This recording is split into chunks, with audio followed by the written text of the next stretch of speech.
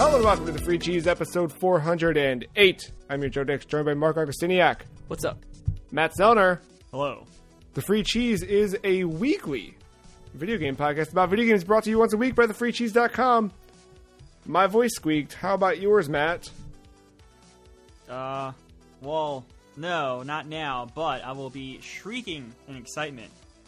Because come just after this post live, I will be in a theater watching Vin Diesel in F9. I believe it's pronounced Din Diesel. Mark, have you made it out to see... It's just F9? It's not Fast 9? It's Pretty sure it's just F9. F9. cool. F9. F9. Yeah, what... Have you been out to see F9 yet, Mark? I have not been to a theater. Well, then let me ask you this.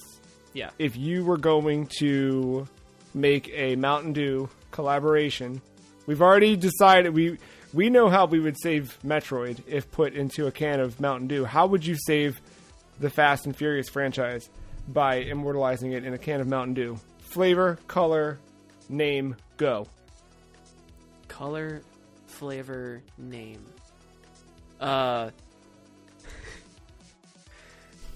Color, white, flavor, coconut, name, Viña, Colada. Yes. Yes. All right, Matt.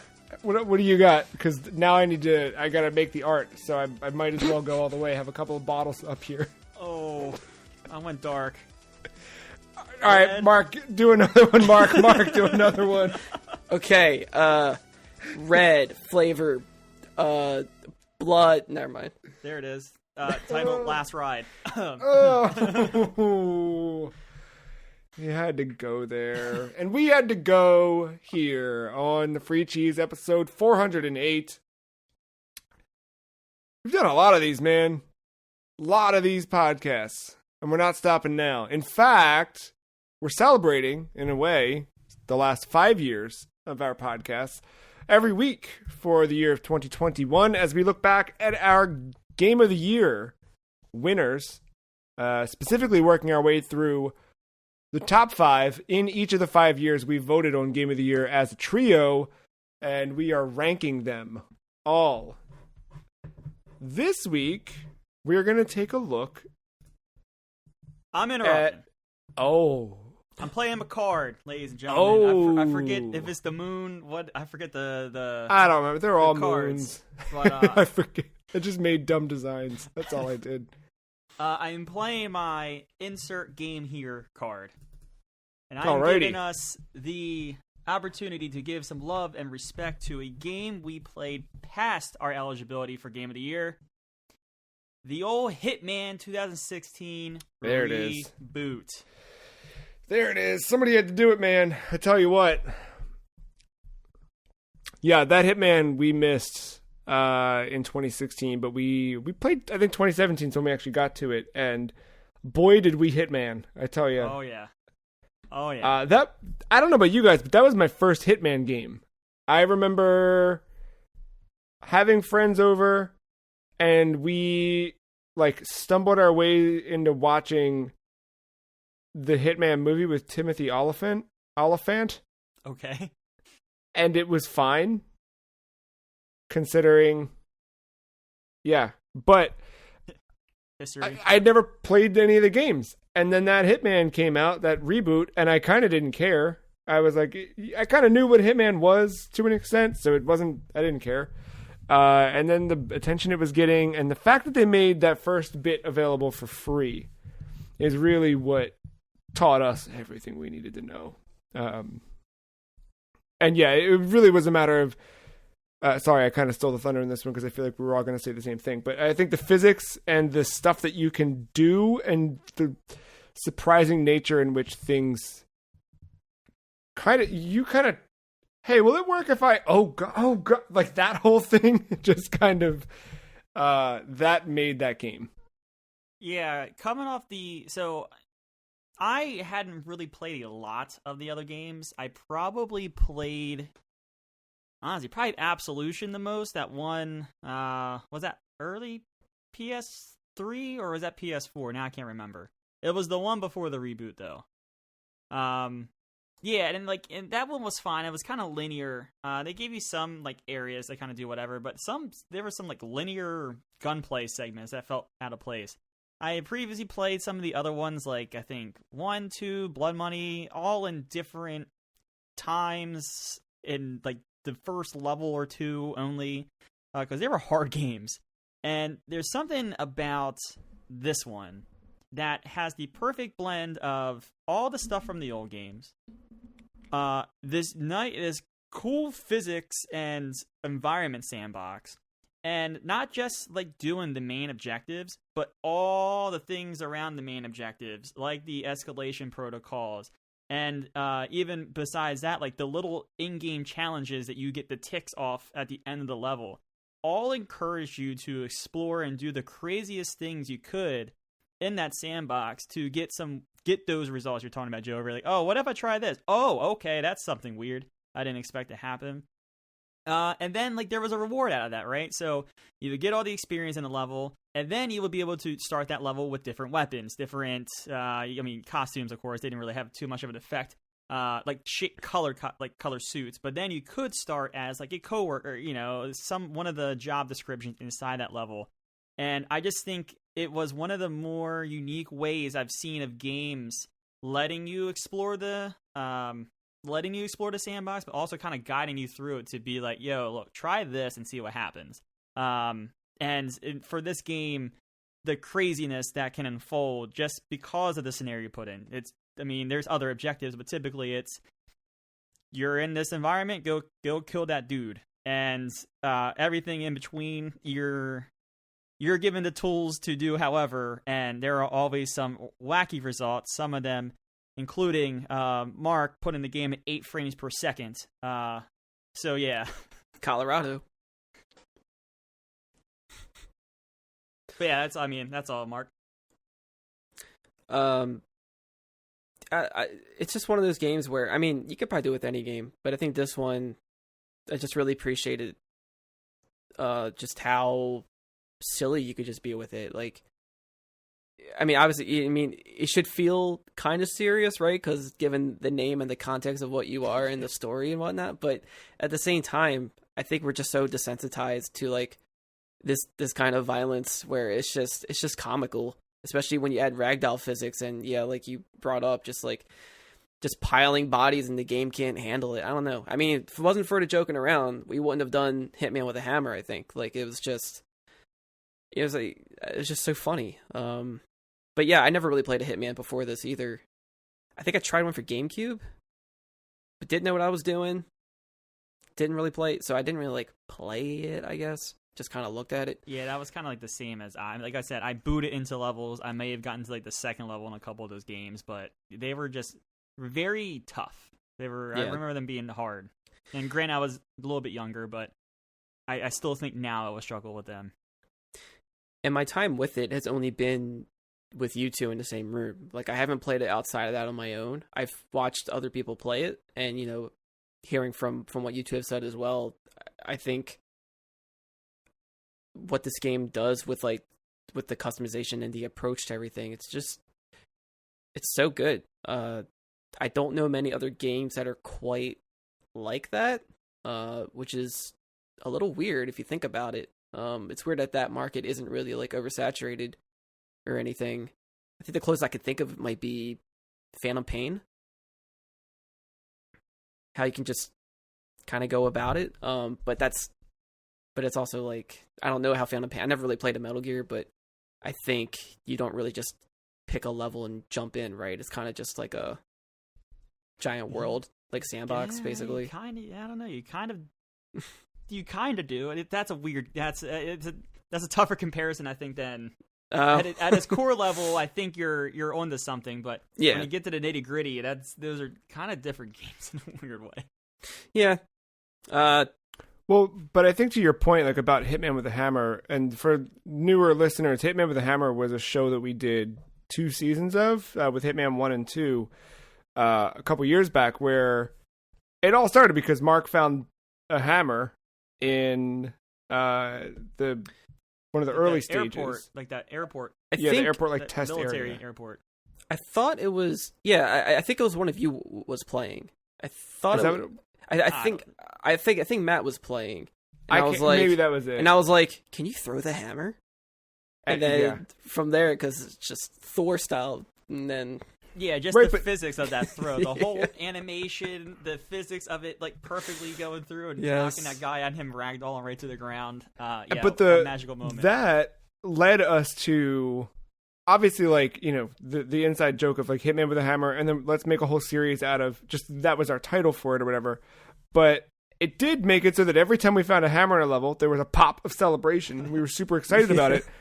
And it also to like, I think it lent to the exactly what you describe of like that kind of like play how you want to play. Like you could go through guns, but you probably don't want to, but you could, or you could make it your like goal in that game to find a hammer in the stage and just like only hammers only run, right? Like you could, as long as there's a hammer in every level. I don't know if there was, but like that was the thing, is like it was always a different way to play. And the costumes, I completely forgot about that part you brought up, Matt, but like going back through things and like, okay, can you get through this stage dressed as in the vampire costume, using this weapon?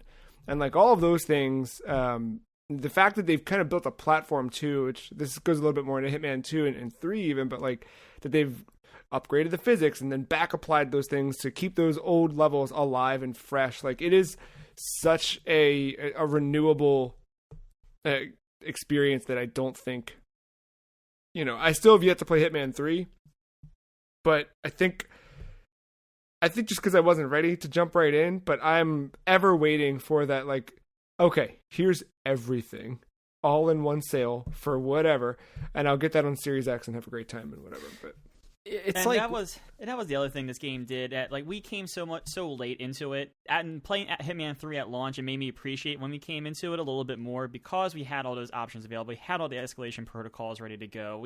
There was also bonus Christmas content that we missed because we played it in spring and it had been out, you know, through that Christmas the year before. So like hopping into 3, you had the main campaign, and I think I had like 1 or 2 escalation protocols, and like that was it. Now they did stuff with the community to make levels like that and stuff. So, I mean, if I was looking for it, I could have found it. But, like, the actual stuff that IO was giving me, it was not the same rich content that I was used to in later Hitman 2 and when we started Hitman 1.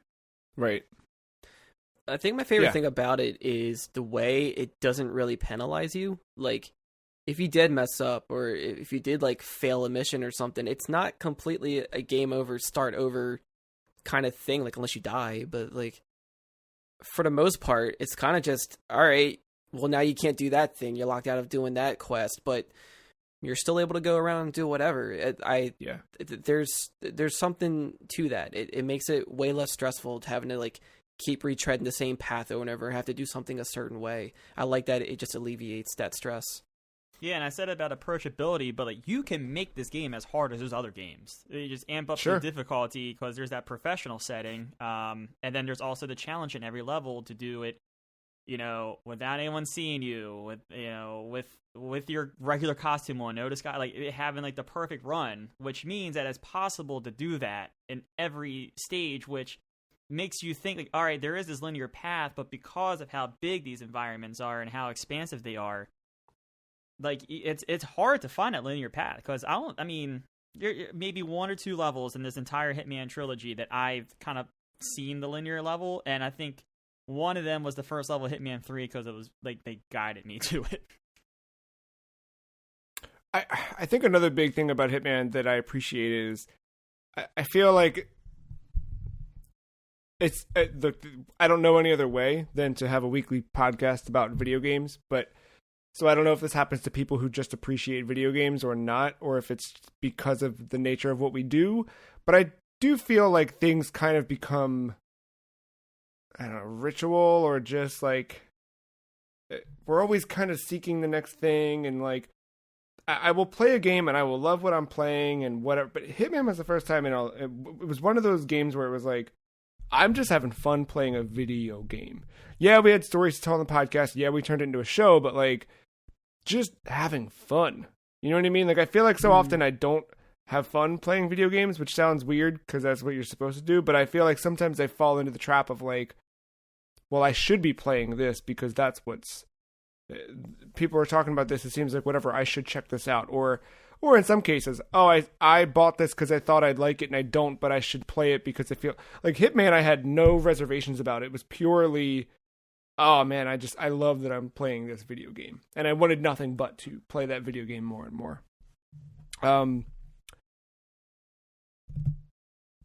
Where do we rank this one? Matt, you nominated it, so I'll let you speak first, and then Mark and I can bump it. I think this.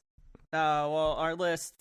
I don't know if you want to repeat it real quick. Sure. Yeah, from top to bottom, it's Tetris Effect, Doom, Super Smash Bros. Ultimate, Tony Hawk's Pro Skater 1 and 2, Splatoon 2, Celeste, and Super Mario Odyssey. I mean, I think it's pretty. I mean, well, it's pretty obvious. Like these were all Game of the Year 1 through 5 throughout the years, and this is an introduction of one that was not technically nominated. But like, I feel already this list is pretty top heavy. Like that 1 through 5, that's going to be a tough nut to crack, I think, for any of our contenders at this point. So I honestly think that it goes right between Celeste and Splatoon. Mark, what do you think? So right now Celeste is above Splatoon. Is that what we? It is from the bottom up. It's Mario Odyssey, Celeste, and then Splatoon 2, with Tony Hawk just above Splatoon. Okay. Man, that's I don't really have an argument against that. I do like both games. I mean, if I was to put it above Splatoon, I could maybe see doing that, but at the same time, I don't know. Well, let me throw maybe this is rose-colored glasses, but when we started talking about this, I'm looking at the way this list stacks, and there's an internal struggle for me putting it between Tetris Effect and Doom, and between Doom and Super Smash Brothers. Like, I'm going high on this one.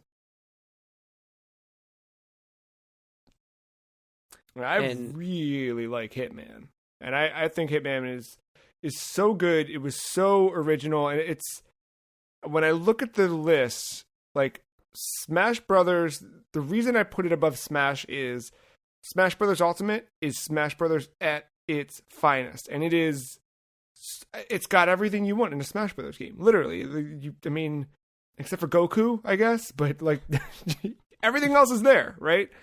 Or Gino, or hashtag whoever your character is. But you know, it was a known quantity when it came out, right? It was that Hitman. This one especially was completely brand new in that sense. Maybe there was some stuff that I just having not played.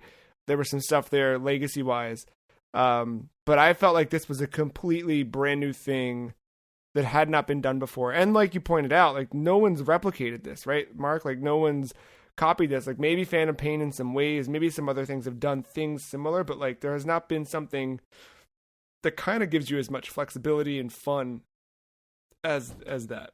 The reason I'd keep it below Doom is simply just because of how much of a power force Doom was, and how, for me, I thought Doom reworked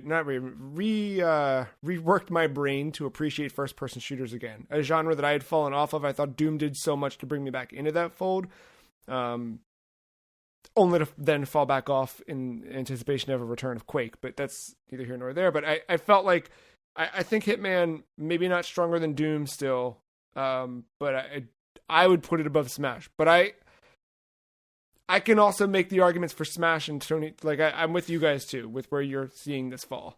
Tony Hawk was where again? Tony Hawk's below Smash, and then Splatoon just below that. I could see putting it between Splatoon and Tony Hawk for me. Just because kind of similar to, I mean, these are games, I mean, yeah, I spent more time in probably Hitman than I have with Tony Hawk, I think. But I don't know. Like I said, I've never I never played it by myself, never played it at home or anything like that. I just didn't have the desire to. Nothing against the game. It's just my taste and preferences, whatever. So like I don't know why I'm always thinking about like just like jumping into something and playing it and like that ease of access for me. I just think the other games do it a little bit more. It's like less overwhelming. Not that Hitman's overwhelming, but it's like it's always a big thing when you're going into it. Like it's always a grand scale thing, right? Like Hitman's UI and that main menu does pretty much suck, so you might be overwhelmed. but then you go into a map, and then you have to approach that map, and then you have to go through all that, and it's just I don't always have that mental energy to go through something that big, even though it's probably not that big, as to like hopping into like a skate park or playing like a Smash stage or something. I mean, that's the only like that's not even saying that's not. It's really hard to really talk bad about him, man. That's the worst. That's like the worst I could do is like a personal thing. Yeah, I mean, we're talking like game of the year. This is like, you know, right. And as far as free cheese goes, I think it does have to be up there. I mean, we made a gosh dang show out of it. Like, I mean, I can't ignore that. I think that has to be acknowledged, right? Like, so I mean, if we're doing that, I can nominate WWE 2K. It's not the only reason. Yeah, but I'm good. Look, I think Smash Brothers and Tony Hawk are fantastic, phenomenal games, and for them to be, if we put Hitman below Tony Hawk, I'm still okay with that. Is that kind of where we're feeling like it falls? It seems like it. Okay. So they're like between Splatoon and Tony? Yeah, like Age of 47 and Tony are like holding hands. That's all right. And they're wishing they could be in Splatoon multiplayer. It's like Agent 47 was told to hit, you know, was given to hit Tony Hawk, but you know that's when he defected, kind of like as he does in the regular story. Then right now our list stands: Tetris Effect, Doom, Super Smash Bros. Ultimate, Tony Hawk's Pro Skater 1 and 2, Hitman, Splatoon 2, Celeste, Super Mario Odyssey. There it is. The article for this, the adjoining article, Game of the Year, is up live on thefreecheese.com. You can go and check out a little bit of a blurb and just kind of keep track of the ordering as we make these changes week over week. That Hitman's quite good. Used to be a Square Enix property. They let it go because it seemingly did not do well enough for their projections or expectations. Their loss, I say. Speaking of ownership changing hands, Housemarque is no longer an independent studio. As of Tuesday, June 29th, Sony Interactive Entertainment announced its acquisition of Housemarque. Housemarque's been a long time kind of PlayStation first or PlayStation only developer, and now they are joining the first party studios within PlayStation. We'll talk more about Housemarque in a moment, but also the day after, we see PlayStation also acquired Nixxes software. Now Nixxes may be not only because of my butchering of the company title, but might not be as familiar with folks as Housemarque is. Housemarque, of course, did Resogun and Dad Nation. And the like. Of course, the recent Returnal on PlayStation 5. Nixxes not a household name in that regard, but what they did do is help work with some design, development, porting, specifically of Square Enix properties to the PC. So they worked more recently on Tomb Raider, Deus Ex Mankind Divided, Rise of the Tomb Raider, Marvel's Avengers, And I believe they were the port studio that worked on Days Gone. And am I correct in this, or is this an assumption? I don't know. I believe they may have been the ones who worked on the PC ports of those PlayStation first party. I might be wrong. They might just be working on. Apparently, they may have just worked on the Square stuff. Yeah, like I know they did a port of Soul Reaver 2 for PC, but I'm wondering who did 1 because we need to have a chat. We need to talk about controller support or a mouse. Yeah. So, well, all right. So the ones that they talk about here on their website, the 5 they put in their 15 years of projects are Marvel's Avengers, the 3 Tomb Raider games of the last recent years, and then Deus Ex: Mankind Divided. I'll do a little digging here, see what I can find on what else they've worked on. But Matt, what does the acquisition of Housemarque mean for PlayStation first party studios? I think it's one of those kind of Insomniac obvious ones where Insomniac has kind of always been PlayStation first developer besides a brief time with Xbox, and then they went full third party with that one game, that generic third person shooter that I can't remember the name of. But other than that, they've been pretty much PlayStation, especially with Ratchet and Clank, and then most recently with Spider-Man and Miles Morales. But then, right before Miles Morales, they were bought, and then it seemed like the same thing with Housemarque, right? Like, Resogun, one of the best PlayStation 4 games, and it just so happened to come out the same day as the actual console. Dead Nation, I think Dead Nation got a lot of love when that PSN lawsuit was all settled and we got those 2 free games. Dead Nation was one of mine. I think it was a lot of others as well with Infamous, if you didn't already own that. That's when they came on the map for me. And then he does some other stuff. I can't remember the names of some of the other projects. I think Alien Nation's one. Like, I didn't play that. I think they had a cyberpunkish game that I never got to that came out like a year or 2 ago. But then yes, Returnal came out, and I think it did good things for PlayStation 5. It put out not only a game for PlayStation 5 when it desperately needed one, but it was a very good game. Albeit with some of the save problems, but the core of it is a very good game. And I think it just makes a lot of sense just to add to that portfolio. Did they do Nex Machina? Is that the Cyberpunk? Yeah, they one? did. Yeah, that was with Eugene Jarvis. They worked on that. Quick update on Nixxes. It's mostly Square games. Mark, I believe they were the culprits behind the PC port of. So they did a PS1 to Dreamcast conversion of Legacy of Kain Soul Reaver. Okay. But then for Soul Reaver 2, they did the PC port. For Blood Omen 2, they did the PC, GameCube, and Xbox port.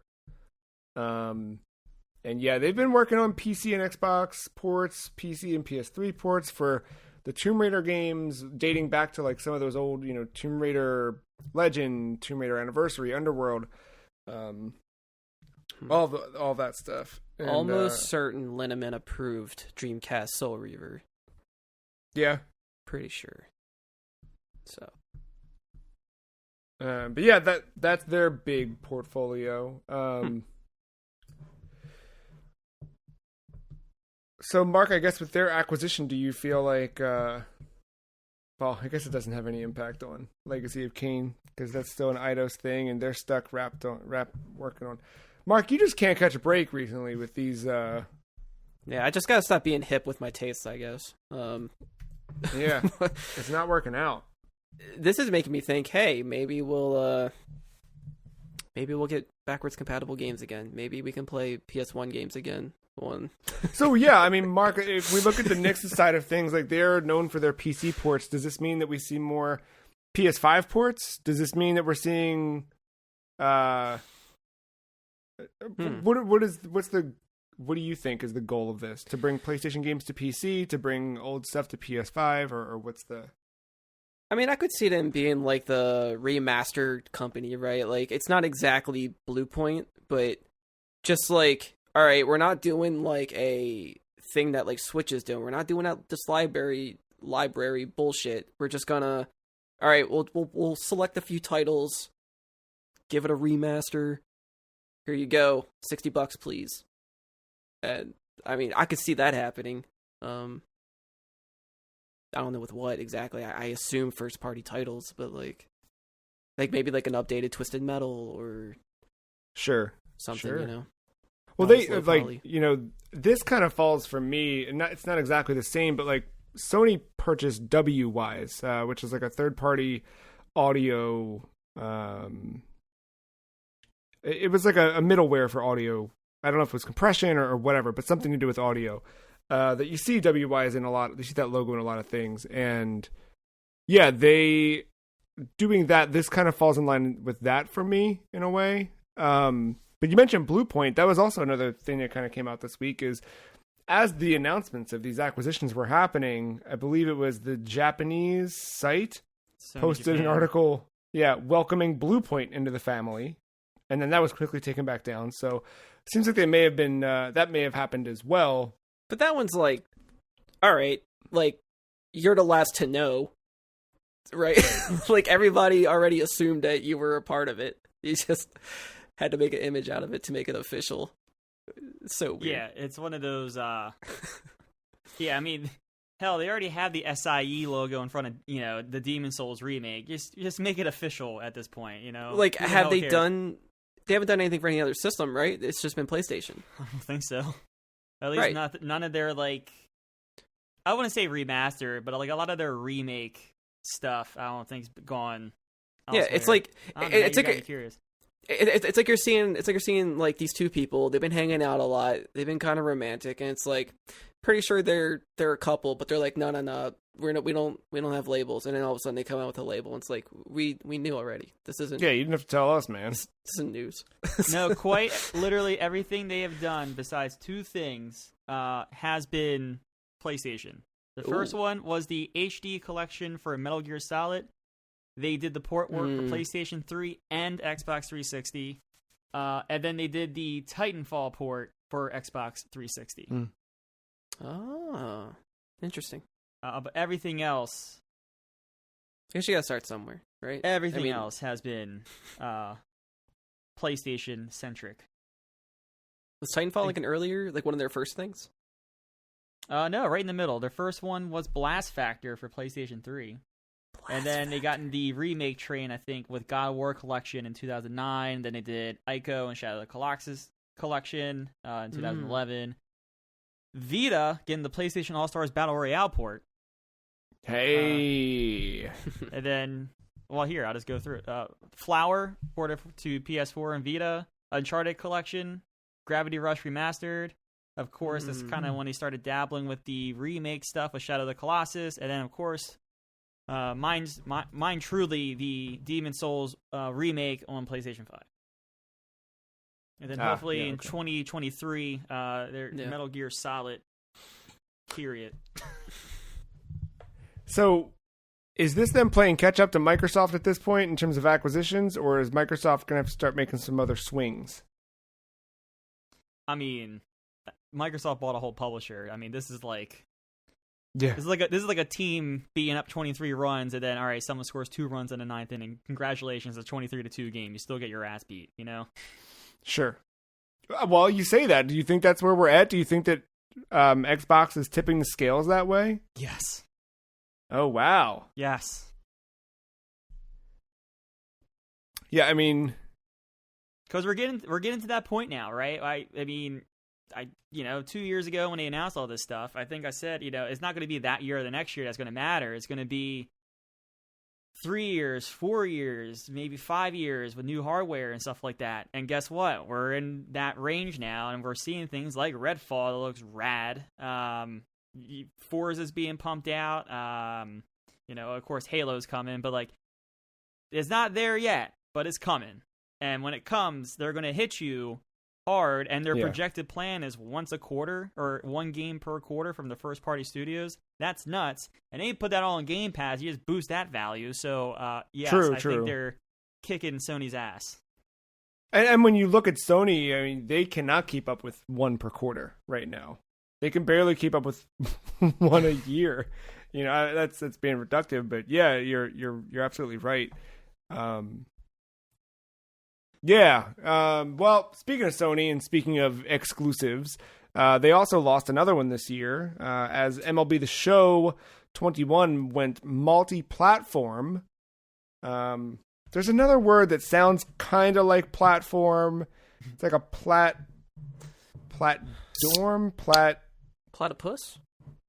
Maybe. That'll air breaking from a can is my platinum trophy in There it MLB The is. Show 21. There I it is. literally have nothing to add since about this game. I just wanted to announce I have a platinum trophy. That pretty much got organically. Congratulations. And then Congrats. you have a second can to open? No, I want to finish opening this can. There it is. There it is. Okay. I also got a platinum Ratchet and Clank Rift Apart this week. Whew. Damn. I don't know why I wrote Drift Apart. I About to change your Alright, name is to that- Platy Ice. that is not a hard platinum, by the way. It's not one of those be proud of it Dark Souls moments. But no, I didn't mean another one where I kind of didn't mean for it to happen until like the last third of the game. But I'm stumbling along doing the Ratchet thing, and then there's a side quest where you unlock a treasure, which helps you find the treasures, which are your collectibles, like your golden bolts, your equipment pieces, all that good stuff. So that stuff gets marked on your map on the planet, and then my OCD kicked in. I started collecting everything, and then before I knew it, I had almost all the trophies besides like 6, and then it was just a little bit of a grind to get the last 6 for an hour or two, and then boom, platinum trophy. But yeah, well, with that, I complete Ratchet and Clank. The game's just good fun. It's a solid game. You know, when the platforming sections that kind of put you in are wild. Mixing and mashing the weapons is a lot of fun. You know, nothing got crazy goofy with the weapons, but like there's one. If like things got overwhelming and you put something down, it's like a sprinkler, and it turns like the enemies into like little hedge bushes for you to slow them down, then hit them with whatever else you have. You know, there's like a pixelator, which is a shotgun, which then converts the enemies to 8-bit, and then they make 8-bit noises. And it looks really cool when it clashes with the actual world and on the PlayStation. So it's like, you know, It's a core Ratchet and Clank game, but it's very good. And one of the things I actually didn't realize, but it made me appreciate this game a little bit more. There is technically a missable trophy in Ratchet and Clank, and I don't think the developers meant to do it. It's just the way the game scripts some enemy design. You have to kill 5 of a certain enemy, and if you don't get enough on the first visit to a world, you can't get it on the second visit, so I don't know. It seems a little weird. So I had to play the first bit of the game, about like the first hour when you skip cutscenes and stuff. But getting back there, of course, I was skipping the cutscenes, but there's always those cutscenes that are in-engine and kind of blend gameplay with the cutscene in ways. And I didn't realize how many of those cutscenes are in the game and how like good they look. Like they're besides like specific camera cuts, like from end of scene to gameplay, it is very hard to know what scenes are actual rendered out cutscenes and what's in game. And I think that is like the technical prowess you're going to see in next gen games kind of moving forward. Because remember, this is one of the only true PlayStation 5 exclusives right now. And to see that kind of power and graphic fidelity and stuff like that in not even a year into this console life cycle, I think it's really exciting to see what the future holds with how games look and run and things of that nature. Because once again, like they're with the bolts and the weapons and the debris and all this stuff breaking all around you, like they never had a stutter. There were a couple weird moments where the game didn't load like an asset. So at one point, Clank was just standing on nothing, and no matter what I did, it didn't load until I died because I didn't know where the walkway was, so of course I fell off. And then when I died, it loaded, so it wasn't that big of a deal. And I just started me right back there, so no harm, no foul in that case. But there was a couple weird moments where like I thought I can jump somewhere, I obviously couldn't, but Ratchet clips in really weird into the environment, and it seems like I can't jump out for a hot second. So little things like that, but nothing terribly game breaking. And this is a solid Ratchet and Clank game with a solid name of a trophy for the end of the game called Too Fuzz, Too Nefarious. And and with that, I think that's what made me buy the ticket to F9. Well, that and your Viña Colada, right? Yeah. Yeah, I saw something with the cutscenes I was impressed with when you customize Ratchet and you can wear like a different like helmet, mask, whatever. You see him take it off, like there's an animation for it, but right during the cutscene, and then after it's done, it comes back on. I think that's a very good attention to detail to show that it's like all just happening real time. Basically. Yeah, and it lets you. I think that's a clever thing to let you see the facial animations and the fur and stuff of Ratchet as he's talking and interacting with the environment and stuff, instead of like hiding it behind a mask. Like, I think as a developer, when you make something that looks that good, you want to kind of showcase that. And I thought that was, I'm glad you pointed it out because I forgot about that. But yeah, I think that's a very clever way of kind of getting around the fact that, like, hey, you're wearing a helmet. All right, let's kind of take that off and showcase her stuff, and then we'll let you put it back on. Yeah. Do you think there's anything kind of like, I don't know, like a feature function, maybe a chapter or something that is missing from Ratchet and Clank, or anything you'd like to see added to it? No, I wish that I didn't have to go to YouTube for one of the collectibles. I wish it was in their card system. But besides that, that was the only thing I felt like this felt pretty complete. So, if they put out a director's cut, you wouldn't feel compelled to purchase it, or do you think you should have to purchase it if you already own? Yeah, like, I don't know. I feel like if they, I don't know, let's say they wanted to convert the game to noir Japanese, and, Ratchet all of a sudden speaks Japanese, and they mashed the lip syncing to the Japanese dialogue, I think that would be excellent. But I feel like that should be patched in. That's not like a new level or anything. Well, I have great news. Ghost of Tsushima is doing just that for an upgrade fee. The director's cut has been announced for PlayStation 4 and PlayStation 5. Specifically, what's happening here is... So the director's cut is $69.99 on PlayStation 5, $59.99 on PS4. If you already own the PS4 version, gosh, hold on. If you buy the PS4 version of the director's cut, you can upgrade to the PS5 version for $10. If you already own Ghost of Tsushima, you can upgrade to the director's cut for $19.99 or the PS5 version for $29.99. And then features include, there's a new island, so there's a new kind of chapter of content. There's also the Japanese lip sync, like Matt mentioned, is being fixed. Enhancements specific to PS5, like 3D audio, load time improvement, 4K resolution options, and frame rates targeting 60 frames per second. You'll be able to transfer your PS4 save progress to PS5, and all of that. But, is this telling you not to buy the game at launch? Because, and we're going to talk about Game Pass later on. We've got some Game Pass stuff to discuss. But when we think about something like Game Pass, like we just talked about with the acquisition of Housemarque and Nixie's, you think about how you pay a flat monthly fee, and it's not like that fee is nothing, right? You are paying money, and in the end, you are paying for these games in a way.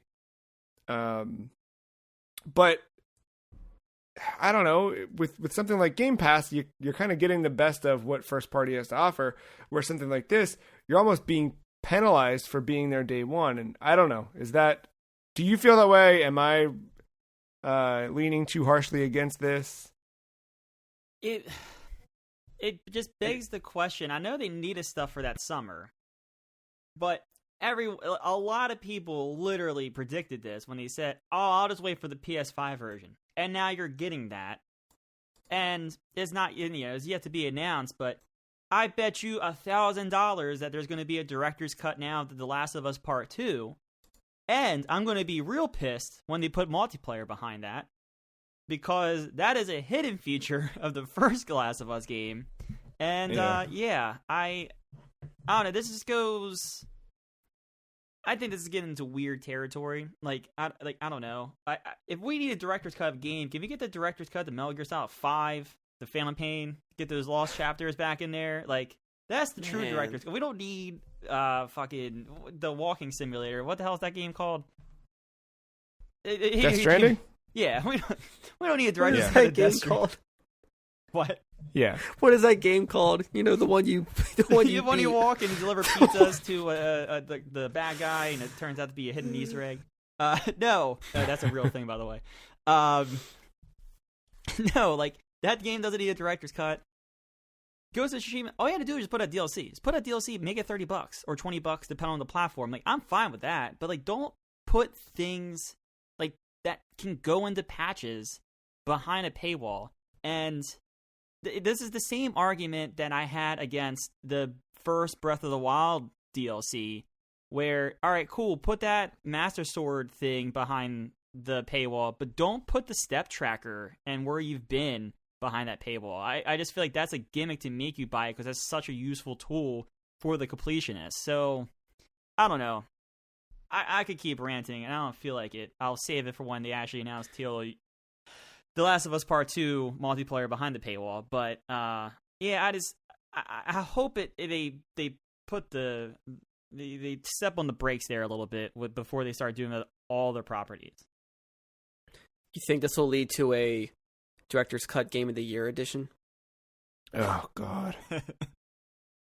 And then you just have a bunch of critics quotes slapped all over the cover. Yeah. Let's go full Arkham Game of the Year edition. So, well, I mean, you seem ready to be done talking about this one, Matt. But you are the one who would be burned with. Do you feel burned?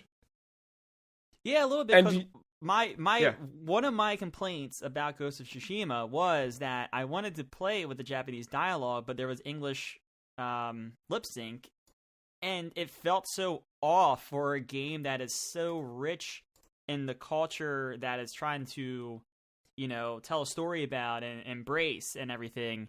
And just for that detail to be so off felt so off-putting, and it took me out of that experience enough to make me, there was other reasons. I kind of fell off. It was around the time of moving. There was a lot going on. But, that didn't help things either. Yeah. Well, meanwhile, meanwhile, Yakuza, right on point. Yeah. Oh, yeah. I didn't do the Japanese. I didn't do the Japanese dialogue for that, but yeah. There's something. No, but lip flap was yeah good on either language. I think that's another side of it too, is that, and I've certainly felt this in the past. This kind of and listeners, this is something we all need to do better at. But this obligation to spend money because you feel like if you don't support something you like, that it'll fail, right? And I still do that, and it's a fight that I have all the time where I'm like, well, I need to buy this because I need to vote with my wallet, right? That's always my thing. It's I need to make sure it's known that people care about this, and at the end of the day, there's other things that go into it. It's the same reason why I talked about it before, why we don't have Virtual Console on Switch, because I spent all that money and didn't actually play it, and they can see that, and they know that that's not the answer. Doing Virtual Console traditionally is not the answer. People might buy them, but they're not actually spending time with it, and that's detracting the value of those games in the end. So I think there's this too, where and I don't want to speak for you, Matt, but even if you were on the fence with this game, as maybe some people were, there may have been an obligation to purchase it out of well, I want to support first party studio stuff. I want to support big games like that and whatever. I want to support Sucker Punch because these infamous games are good, and I don't know if Second Son was like the best showing, so I'm hoping this is the rebound and they stay around, and yeah. So to do that, right, and to kind of give into that obligation and support it financially in that regard, to then have this hit, about a year after launch, and then it's not that no work went into it, right? Because of course work goes into it, and they have to spend money and they have to make that money back. But again, we are seeing a greater divide, I think, still with Xbox. And this is not to flame some console wars crap, because I'm so tired of that. I've been off Twitter for well over a year now, but I still, like, anytime a tweet pops up that I do view or something like that, or YouTube or anything, like the comments of this rampant fanboyism that I hope is just bots at this point, but I know that there's all of these garbage children who are just constantly crapping on somebody else because their thing is better, and that whole toxicity that happens. But I don't know, I'm kind of meandering at this point. Sorry. I don't really know what point I'm trying to make. I mean, another point, just kind of bringing it back to the game itself. Remember, they launched a whole new mode for free. It was that whole co-op Legends thing. That multiplayer, yeah. So, like, why can't you just put the Japanese lip sync in? Fair. Yeah, it's your same point with the Breath of the Wild map tracker. Like, I guess even enticing. That, I feel like I can give Nintendo at least some credit, because they weren't patching stuff in like that when that was sure. That was like there was no precedent. That was like the first big thing that felt like a major patch and gameplay change. But like, you can't. I don't know. I don't know. It's so weird that they put in this whole new Legends co-op thing and don't charge a dime for it. But then you're going to put some of these patch-esque things behind the paywall. And I'm fine. Like, they can charge $20 or $30 for that extra island DLC. I mean, people love that game. And whoever played that game through completion, I think is going to be very excited for DLC, single-player related, to explore this island. Because, the island's based off another real battle that's going on at the same time as the history in this game. So, like, it's going to, I think, have the same level of attention and stuff like that. So, I think an audience would return is just charge for that and then make it part of like a quote unquote anniversary patch or something like that. I don't know. It's a tough argument to charge nothing for one whole new mode and then charge for a patch. It could be that player base was not, or the install base was not what they wanted it to be, and maybe this is a way to try and because it came out at the end of PlayStation 4, and people can't buy a PlayStation 5. And honestly, did the PlayStation 4 kind of have its swan song with The Last of Us Part 2 just a month earlier to this? You know what I mean? Like, was that kind of the send off for a lot of people? And yeah, I don't know. I'm done talking about it. I'll ramble the next director's cut. Yeah. When The Last of Us Part 2 gets announced. Multiplayer is going to be the key. I will blow up when multiplayer is announced with that paywall. Yeah, I know. Mark, how's multiplayer in Mario Golf Super Rush? Couldn't tell you. I have not tried multiplayer. I was going to ask who's the meta and why is it Bowser Jr.? Yeah. Okay, well, you can't tell us. Is that because you're having a great time with the single player? So yes. All right, so I tried almost, maybe not almost all. All right, so I tried 2/3 of this game. Just to get an idea of just how things work. The only multiplayer I did was against bots. So I don't know if you can really count that. Yeah, that's fine. You're playing. But yeah, so if you're just to get this game and jump into it to play golf with your friends, totally can. Super simple. That milquetoast menu is right there. You pick your character, you pick what kind of golf you want to play, boom, go.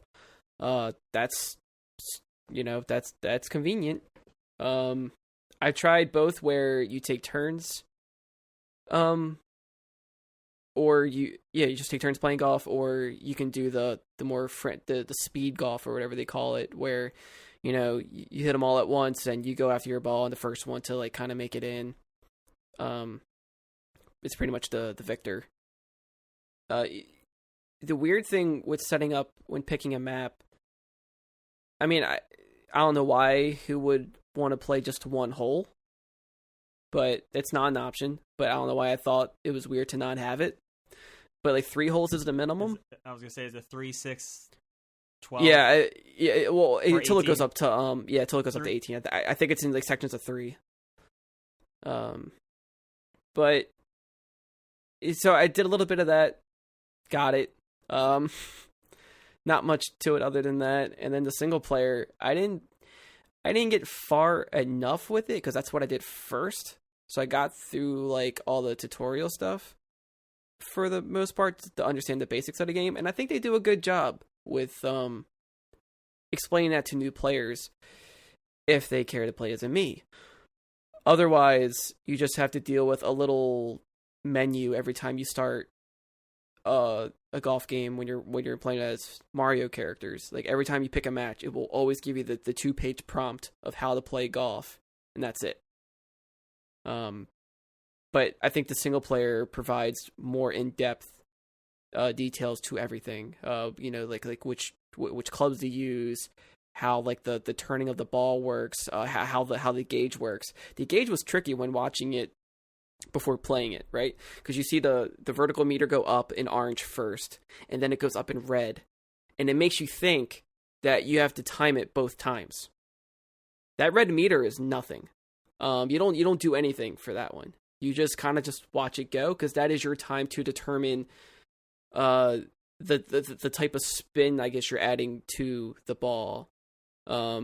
It's like between levels 1 to 3, and like you could kind of choose a direction of how you want it to curve before it lands. That's what that red meter time is for. So that's not an accuracy meter. In addition, I knew the spin stuff was in there, but that's not like if you don't time that second meter, like your shot goes left or right or something like that. No, the orange meter is just your how hard you're going to hit it or like how far it's going to go, and then the red is going to determine if you want it to curve in the air or not, because later there's some maps with obstacles in them, and you will unlock, I think via single player, if I'm not mistaken, you get different gauges that are like sectioned off on that meter now, and that gives you more time to add arrows different ways. So you could technically make the ball break all laws of physics and do wanted bullet curve style around something, and and then it will carry and run or whatever. Golf terms.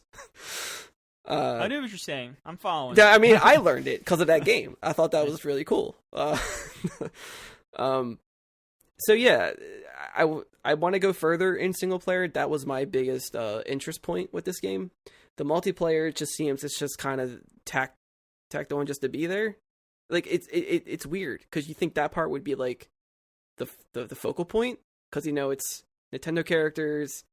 They put a lot of, like, effort and detail into these characters, just to translate the personality into a golf game. But, yeah, it's there. But, like, what you see in a trailer is, like, that's it. That's just it. It feels kind of bare bones if you're not doing the single-player stuff. Which is fine if you want to have, like, an arcadey, hang out with your friends weekend, just play, like, a simple game. I think it's perfect for that type of situation, but if you're trying to look for more out of it, which I don't know exactly what that would be, I don't know. I know more maps as they go on become more difficult and a little more punishing, especially when like weather becomes a thing and more obstacles, and they start to look more like Mario themed levels. But it's also not that much in variety. From what I've seen, I could be wrong here, but I think it's only like maybe 4 or 5 maps total. That's not a lot of maps. Like you have your normal green one, then you have your darker green one with rain, then you have like a desert one, then you have like a Bowser Castle themed one. I might be missing one, I'm not sure. I mean, granted, the Wii Sports courses were only 3 holes, but damn, there was 3 different courses. But in like, Wii Sports. They should do a Rainbow Road one. Like, just go full Mario Kart with it and start incorporating history of the Mario franchise. Right, like I feel like with Wii Sports, our expectations were already kind of low for it just because of what it was, and we appreciate that simplicity for it. And then like we need something like Mario, like you have such a wide array of things to choose from. Yeah, like you said, like just go full Mario Kart style with it. I didn't try the more like arena based one, which right, they had that battle mode-esque thing, which seems, why couldn't that have been on these maps that you made? It just seems like you took more away from it and made it more simplistic just by making everything blue, and all it is just a race to just get 3 holes in, and then you're the winner. But they're anywhere. It doesn't matter just as long as you get it in. That's all that is. Having an arena base, I feel like just didn't feel necessary for what they're trying to do. But I guess it makes sense if you kind of want it to stand out visually. Maybe I can understand it that way. If you don't want to worry about like weather and, you know, getting lost in different types of terrain or whatever. It's just dark blue and light blue. I guess I can understand that.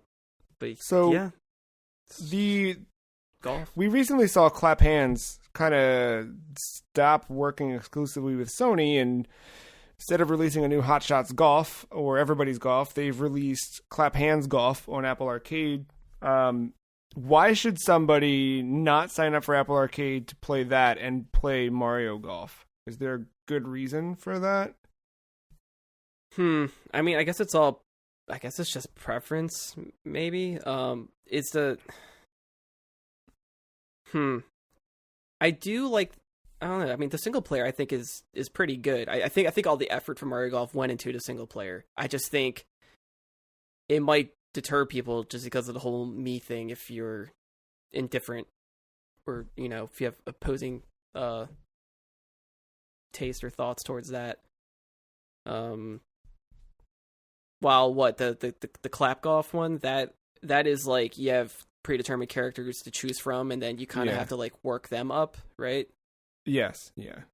I think if you could play the single player as a Nintendo character, maybe you can later, I hope. But if you can't, I think that would be cool. And then have your own like custom character aside from your Mii that you can play as to play against your friends and have like your own Mario versus their Mario. Or I think that would be a cool approach to it. Because like get different costumes and things. Because like you can customize your attire for your Mii. And when you level up, you can choose what points to put into your skills. And as that goes up, they're a little tricky with it. Because if you don't put points in... Alright, so I forget what they all are. But let's say you put points into speed, right? So all the other ones obviously get neglected. Now, it's not just 1 point. You sometimes get like... It's like 2 points or something at once. But then come next level... all the other ones that you neglected last time will take a penalty and take away points if you do not put something in that. So it's kind of making you pick and choose, like, all right, your stats aren't permanent. They kind of fluctuate depending on what you want to invest in. Interesting. So it's always kind of trying to make you do like this like weird balancing act. Min-max, yeah. Yeah, so it's like if you just ignore your power, like that will... It's just weird that like if you don't put anything into it, it's going to get taken away. And it's like, why is that? Who thought it? I don't know why that's a good idea. I don't see how that's beneficial too. Because like maybe I want to put all my time into speed first for if I'm playing a game where I'm doing speed golf. So I want to put more into that, but now I'm going to get penalized for all these other skills because I just didn't put points into them right away. Maybe they're trying to make it interesting there. I can try to see what they're doing. I just don't think it's really... That seems like one department didn't talk to the other department, and they had to quickly come up with a fix. But yeah, I mean, I'll have to go back into it, and maybe I'm missing something. Like I'm still learning, so I feel bad that a lot of games that I bring up, I don't put enough time into to really get like a full. No, it sounds like you did. Gritty, I mean, but... a good spread of it. Here's what I would do, man. I would take some of the classic Mario power-ups that you know and love, and let you get those as you're going through. What does B Mario play like? What does Tanuki Rosalina play like? I mean, Matt, some of their special attacks are cool, but that's... Sure. Matt, I'm looking here at a list of video games developed by Camelot Software. Or is it Camelot? Sorry, Camelot's Software Planning. Going back to 2005, we've got Mario Tennis Power Tour, followed by We Love Golf, spelled W-E, but released for the Nintendo Wii. We have a slight departure in Golden Sun Dark Dawn, but then we're right back to Mario Tennis Open for the 3DS, followed by 2 years later in 2014, Mario Golf World Tour for the 3DS. 1 year later, Mario Tennis Ultra Smash for the Wii U. 2 years later, Mario Sports Superstars for the 3DS. In 2018, we get Mario Tennis Aces, and now in 2021, Mario Golf Super Rush. What sport should they do next? Or do you think they'll just go back and make another Mario Tennis game? I mean,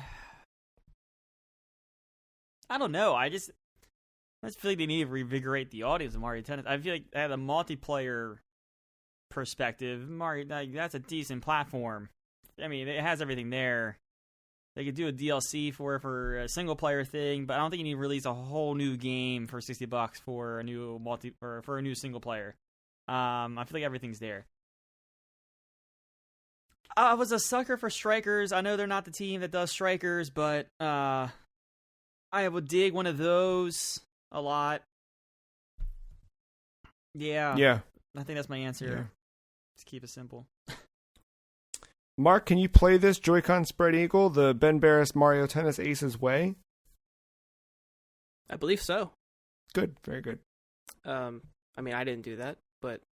All right, so one question for me, Mark. The single player, are you doing like a lot of are you constantly on the course just playing golf over and over and over again? Or are there is it a good mix, or is there just enough of a mix to do different things with a golf mechanic?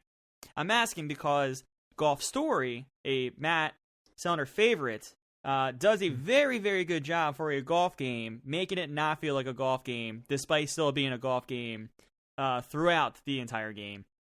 And I'm after playing something like that, I'm fearful for the single player adventure in this to just be rounds of golf, one after the other. So I'll say I'll tell you the part that I did, and maybe that will answer your question. So Birdo is waiting for you to show up. You're the last new rookie to join this camp, what have you, to be training to be a golfer. Amongst your crew that you're growing up with is Charge and Chuck, Boo, and Toadette. And they each have their own, attributes to them of what they look for into being a good golfer. So one might be being more technical and strategic. One might be more about the speed. One more might be about the power or something. And that kind of reflects on their personalities and whatnot. So you're kind of going through that. So I guess they're kind of your rivals along the way, but I haven't really played against them yet. I had to go to my little room and sleep for the next day, and then everyone's waiting for me. I'm running late. I got to get out and meet up with a Hammer Bro and a Koopa to tell me about what we're going to be doing here. And then they give me an Apple Watch, and then the Apple Watch tells me about my stats and all my terms and stuff. And then I go into different Then I have to jog to different fenced off areas to learn about different ways to play golf. To learn about the way the meter works, the way to understand the grid on what is an incline and a decline, knowing how much power to put depending on what type of plane you're on. Just a lot of that type of it's just full ass tutorial in the beginning, but it wasn't. I was okay with it. The tutorial itself, the way they did it, you just go to a different Koopa, they teach you thing, and then move on. But there was a little, not really a town, just 2 buildings, I guess. and it's like the hub world, I think, because you have to unlock the other courses. Like they're all fenced off. You have to be a certain level, and then you go into those things. But between then, you can buy different clubs and outfits that affect your stats as well. And I think you can eat food, and the food might give you boosts as well, but they might be temporary. But I haven't unlocked that feature yet. They're just the cafe just kind of there. From Ring Fit, I see. Yeah. So I think Golf Story might be better. All right. This just seems like a weird Mii game with just Mario leftovers slapped on it. That's disappointing. It's missing the magic. Because of whatever Mario Golf is. Story had so many different like there was a graveyard level, like, and you interacted with skeletons. Like, come on, it's awesome. And also you can drop a golf ball anytime and swing and hit it. I don't know if you can do that in Mario Golf. No, you just jog around to different points, and then it will take you into the golf mode, and then it will take you back out. Yeah. So, final question. Disappointing. What kind of commentary do we receive from Nintendo regarding the inherent classist and elitist nature of golf and its perpetuation of lame fashion? DK and Yoshi do not have outfits. Good. There we go. That says everything you need to say. They are just them. If you want to support change, buy Yoshi and Donkey Kong games, is what I'm hearing. Yes. 100%. Yes. We're going to take a break. When we get back, we're talking some other games on Switch, Game Pass, and the future of Konami. Right after this.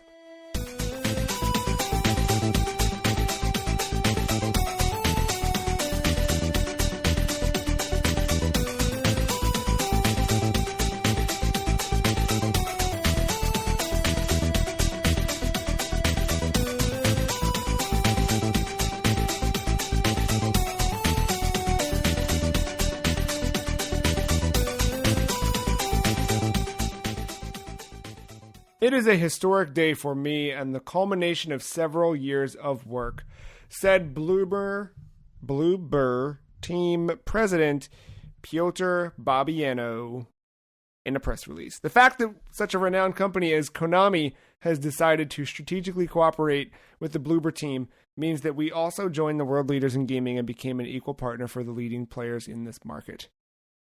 This is a press release in the wake of the announcement of Bloober Team and Konami's strategic partnership. Konami President and Representative Director Hideki Hayakawa added, "We have been providing unique entertainment content and ways to enjoy it through the use of information technology." Of course.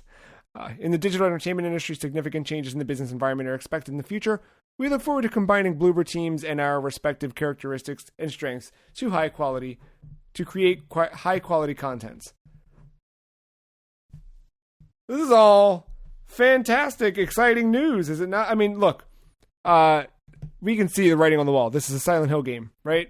But no, whoa. Look, Madden did a game show for a single-player story.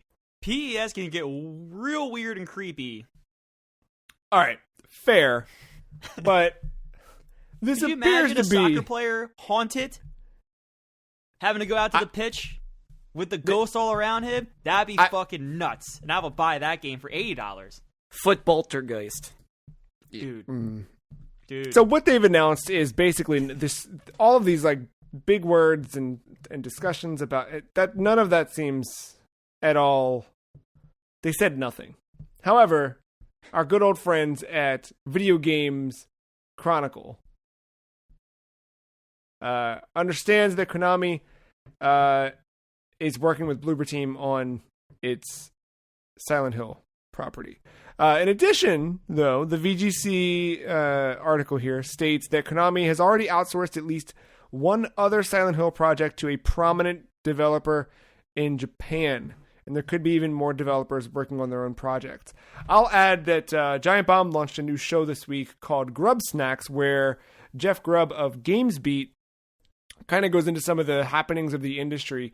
And this was brought up and discussed a little bit, and he kind of confirmed that the other prominent Japanese developer is not Kojima. So that is not where we're headed with this.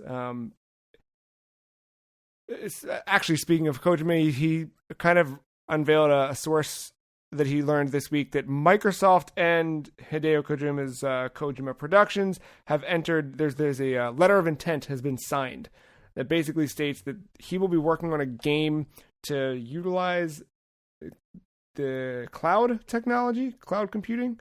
No real details, no information about the game or anything like that, but that conversation has at least happened. So Death Stranding producer's cut. Look, the Ludens figure next to the neon Xbox sign was the signing. Like that was the handshake. Yeah, that was right there. That was the handshake. Yeah. So yeah, Kojima seemingly not working on the Silent Hill game, but as VGC understands it, there is a Japanese developer working on Silent Hill in addition to this Bloober Team game. You guys both played the medium a bit. I never went back and tried it out, but I don't know. Where do you fall on this one? Mark, this is okay. I can see you listeners cannot see Mark's face, but we are head down. We are very much sad dog style in a different kind of downward dog position. The medium had a cool gimmick to make up for a bland game. It was like they took the back of a box of a Silent Hill game and was like, all right, we'll make our game based off of the 3 screenshots we see. That's harsh. I'm typically not like that. I try to give him a chance, and I have twice, 3 times technically. Yeah. But like, I'm pretty sure Layers of Fear only happened because of PT, and they just want to cash in on like that type of game, like every other person that tried to do that.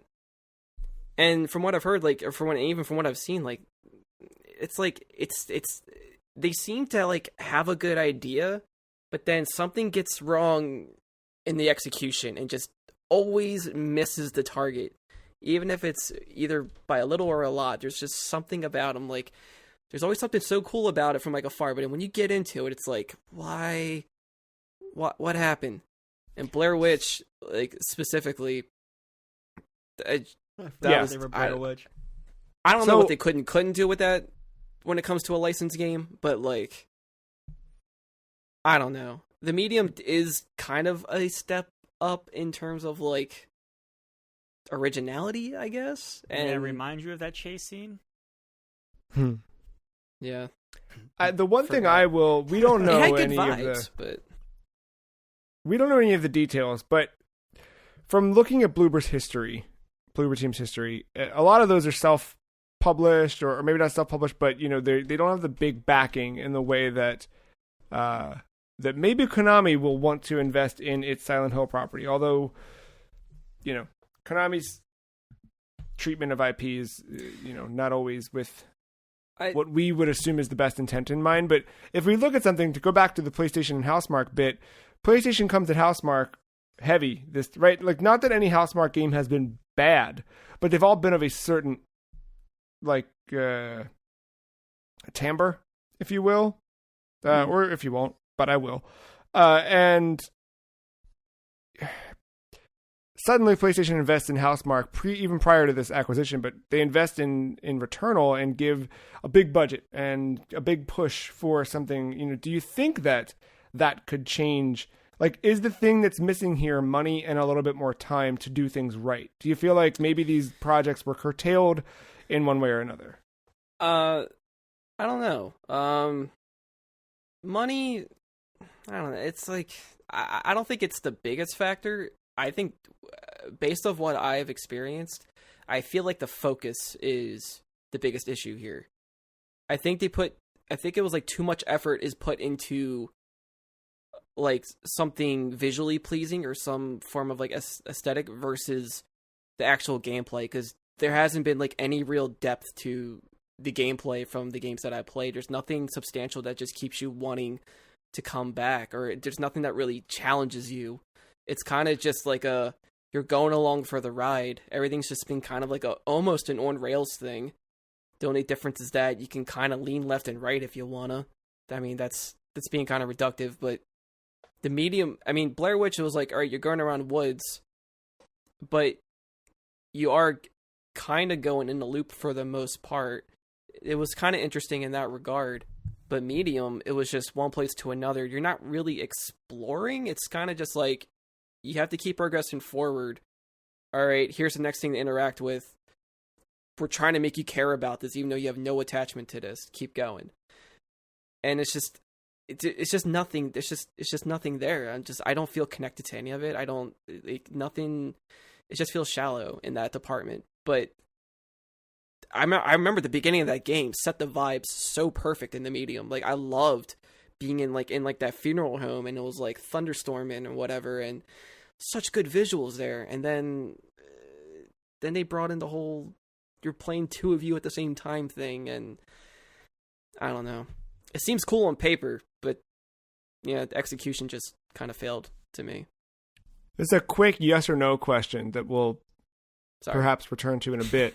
Did either of you finish the medium? No. Okay. That chase scene, dude. Well, we will find out more about... I don't even know when. Like, when do we find out more of the Konami and Bloober Team stuff? This is my question with Konami. How come we're able to know that a Silent Hill is being worked on? How come we're able to know it's Bloober? And how come we're not allowed to know it's this Japanese team?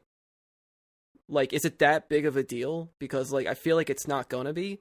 And I bet you, just because everything is so backwards, that Bloober will have, like, the bigger title to work on, and this Japanese team is going to be, like, making, like, a smaller scale, like, side game thing that's, like, nothing. I'm actually thinking the opposite. I want it to be the opposite. I'm thinking, what if, like, I don't know, Konami, the games division over there, albeit all three employees, has to be seeing something with, like, the remakes that EA is probably about to announce. Yeah. Capcom is doing like, you know, why? Maybe Bloober is being brought in to reimagine an older Silent Hill game, and this other studio is making the new one. Just like how Capcom is mixing their Resident Evils new and old as they remake their older game. I would laugh if it's Bokeh. Yeah. Because then it's like, what was the point? Well, one thing I will also point out is Metroid Prime and Metroid Fusion, where Prime was, all right, let's get this Western studio what made Turok, and then shut down, and the guy made the Guy game, and there was a whole lot of a mess behind Forgot about that. The origins of retro studios. But yeah, let's get them to work on Metroid, and then because we know that it's not going to be great, we're going to make Metroid Fusion with the Japanese 2D team who know what they're doing. And, you know, I think in some ways a lot of people might argue, I would, that Metroid Prime is the better game in that regard. Not that Fusion's bad, but, you know, Prime was explosive and awesome. So right, you know, and yeah. But also looking at the track record, if you had told me back then, hey, the team who made Turok and has a bunch of half-finished projects and I don't know, some other stuff, they're going to make Metroid, I might have similar reactions to what Mark's having with Bloober Team and some of the projects I'm not really fond of. And now they're going to touch Silent Hill, and but maybe with the right backing, maybe with the removal of Jeff Spanglenberg. I think it's Spanglerberg. I forget the guy's name. Yeah, but I don't know. Maybe we'll see. I mean, I am all willing to be like, I'm I'm wrong with this. Like, I hope that, you know, they learn and they hit it this time. You know, like I want things to succeed. You know, but you know, you just shit in the pool, still shit in the pool, man. Can't ignore it. Not to use the Metroid as the same example here, but like think of Samus Returns, right? Or Metroid Samus Returns on 3DS. Same thing, Joe. You're like, oh no, oh yeah, no, no. You're right. Like, and then turned out to be pretty freaking good. Yeah, and got them to the next one. So All right, well, Mark, I got a story for you that might make you a little happier. 505 Games and Remedy Entertainment have announced Project Condor, a new 4-player cooperative multiplayer spin-off set in the world of Control. This is coming to PlayStation 5, Xbox Series, and PC. Xbox Series, I still don't like how that sounds, but okay. This is high level. The companies are going to have high level collaboration to further expand the Control franchise with a bigger budget Control game to be agreed on in more detail in the future. Condor, it's spin-off set to expand the world of Control, and it seems like they want to expand Control even outside of this. Specifically, the game director states, Control is first and foremost a world, a place for multitudes of stories, events, and characters, a place where unexpected, strange, and extraordinary things occur. We kicked it off with Jesse's entry into the oldest house, but there is more to this world. Oh, so much more. And Project Condor will be an expression of that. Sorry. They call back to Doom and E1M1 and cooperative gameplay, and they want to tackle some of those same kind of local, the feeling you get from playing a good local multiplayer game with your friends in the world of Control.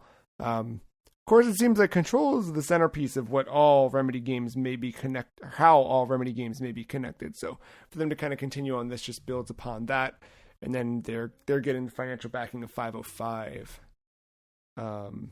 Yeah.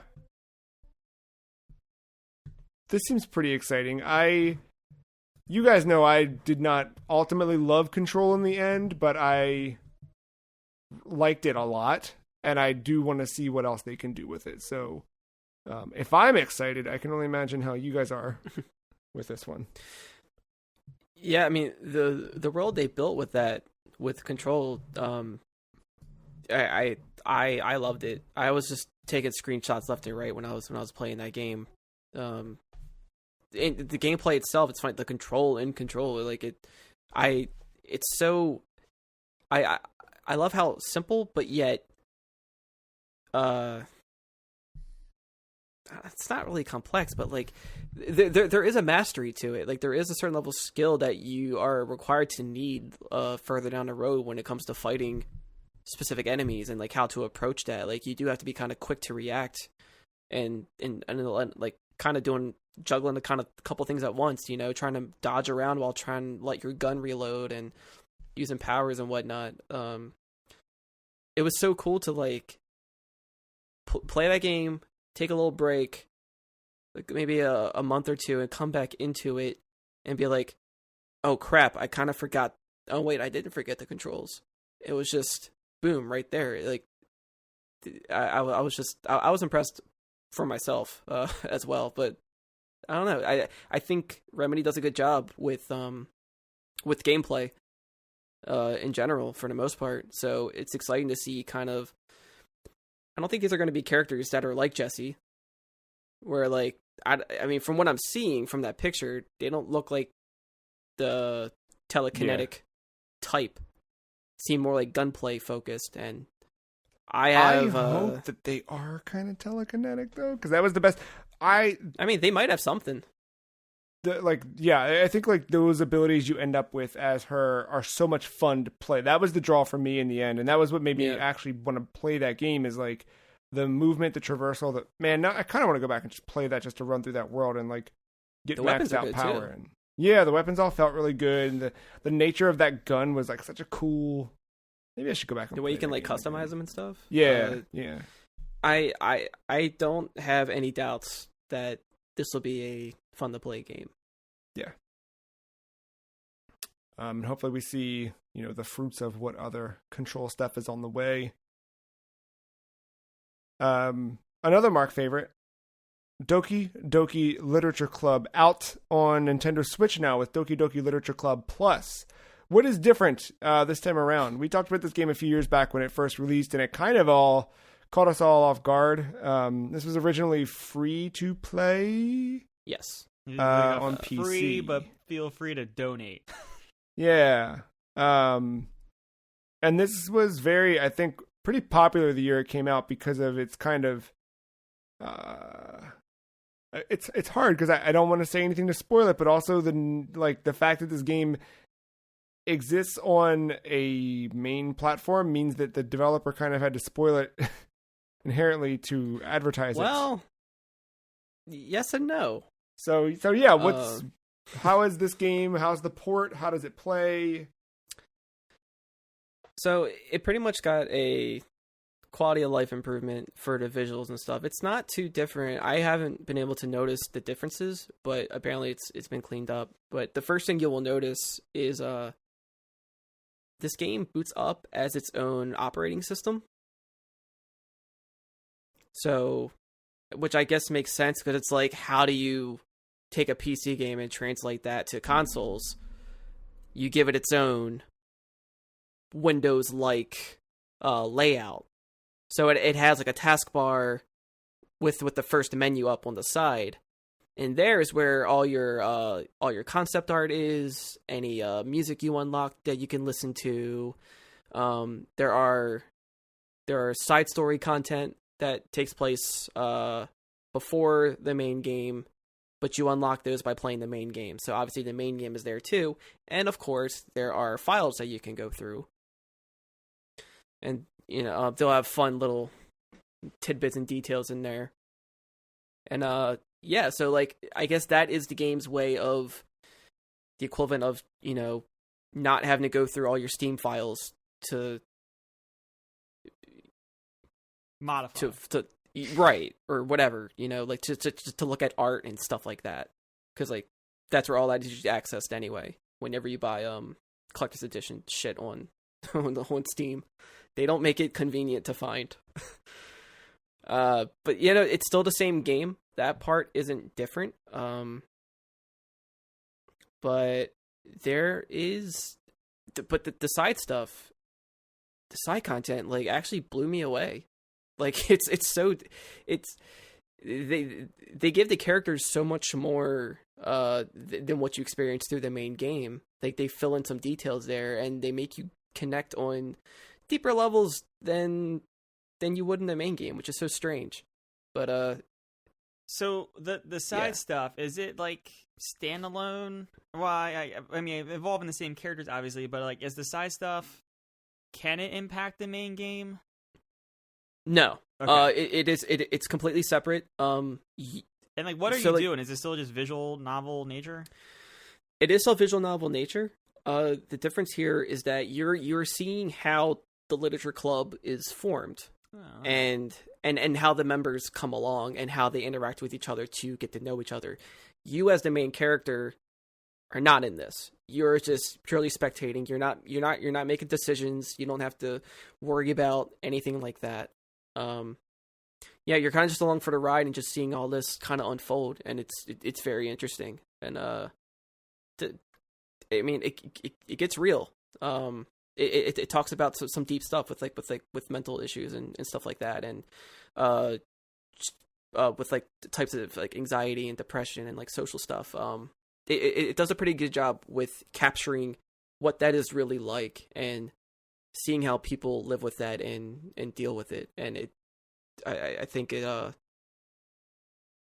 kudos to them for hitting the nail on the head with it, because it's very relatable. So I was surprised by this going into it, which I shouldn't have been. But yeah, aside from that, just the way that you would play the main game as you normally would, go with different decisions and the mini game stuff, what have you, that unlocks different art that you can go back and look at.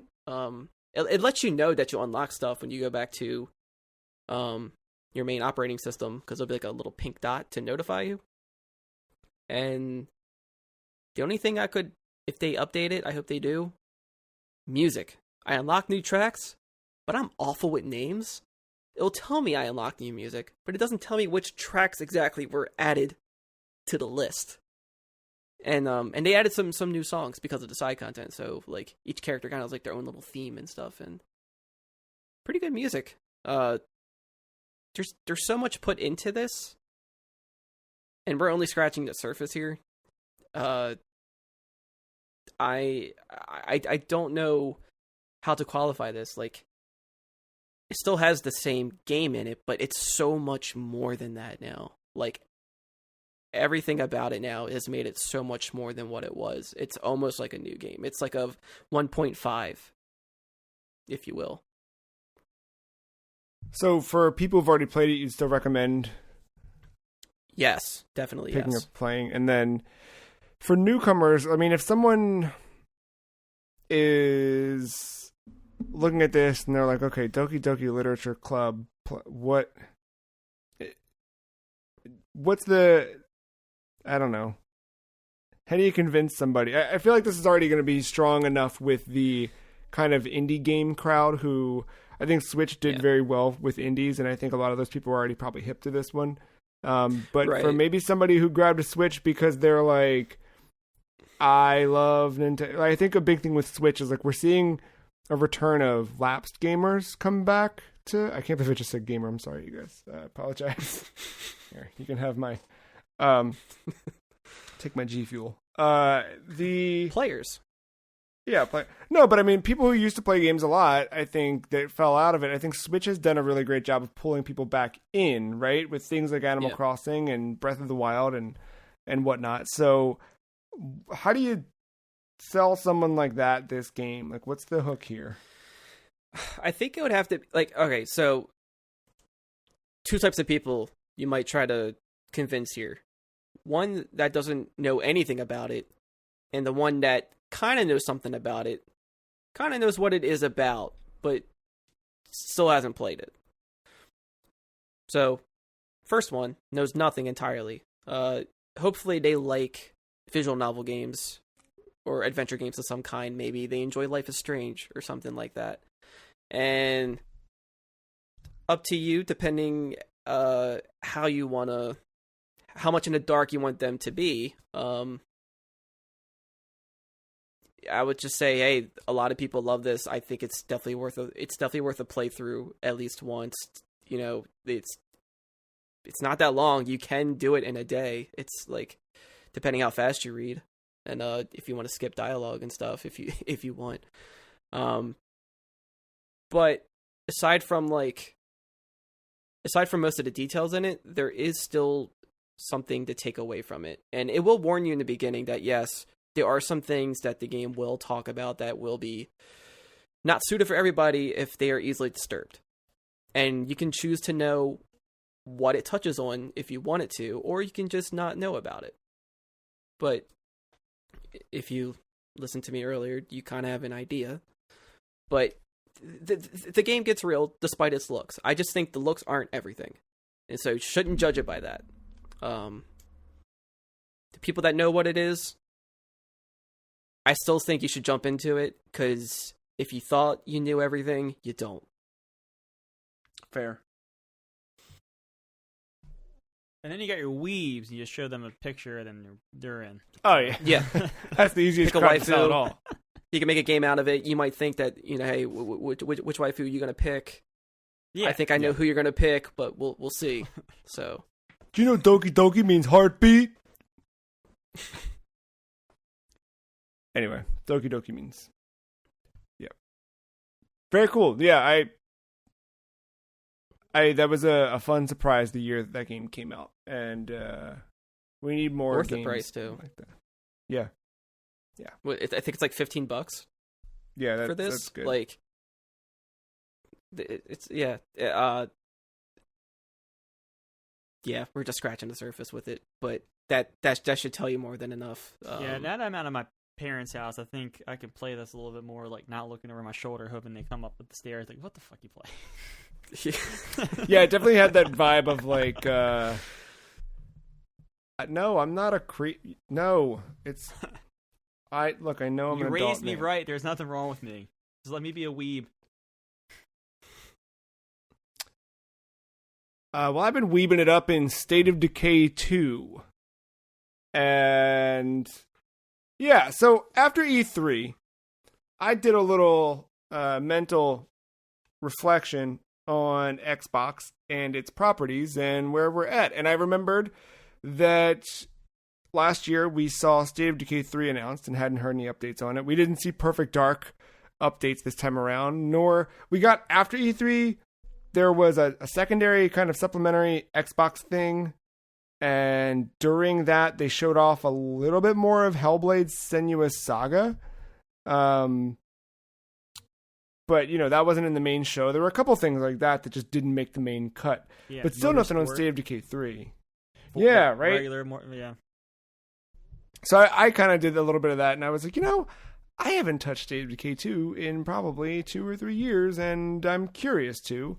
And coincidentally, they just put out this big Juggernaut Edition update.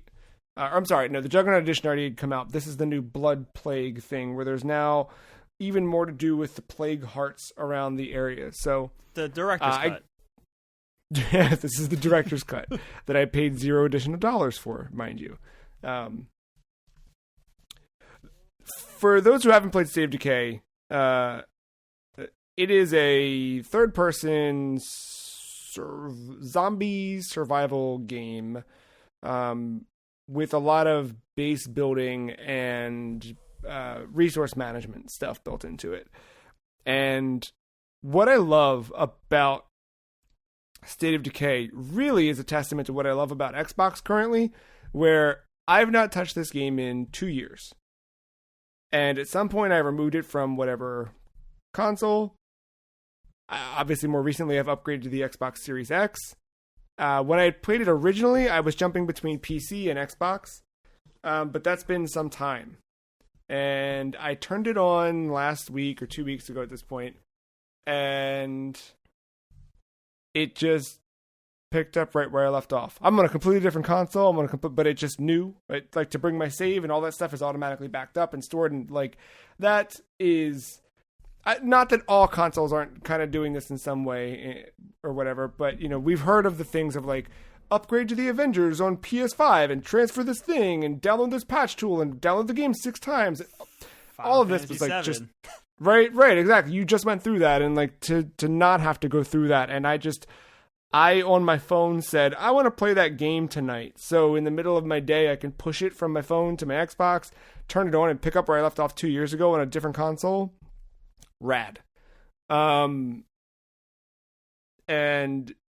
the other end of that is, I remember when I had last played, I'd soon learned that when I had last played, I kind of went adventuring to look for resources and kind of got overwhelmed because I thought I could take on more than I could, but my guys were a little tired and there were too many zombie that came up, and I died. A bunch of my members of my town died. So morale's at an all-time low because people are dead and we're out of food and we're out of medical supplies. And I had left my future self way back then stuck in a really bad spot. But after about an hour of playing, I was able to work my way through the surrounding areas, like pick up another town member and work my way around and slowly clear out some sheds and get some more resources and do some hunting. And it turned out that everything, you know, I picked up morale, I got some resources back, and you kind of get this thing, like, you see everything is failing and red and really bad, and you kind of turn things around in the yellow and then back into just normal, like all the icons turn white when everything's stable,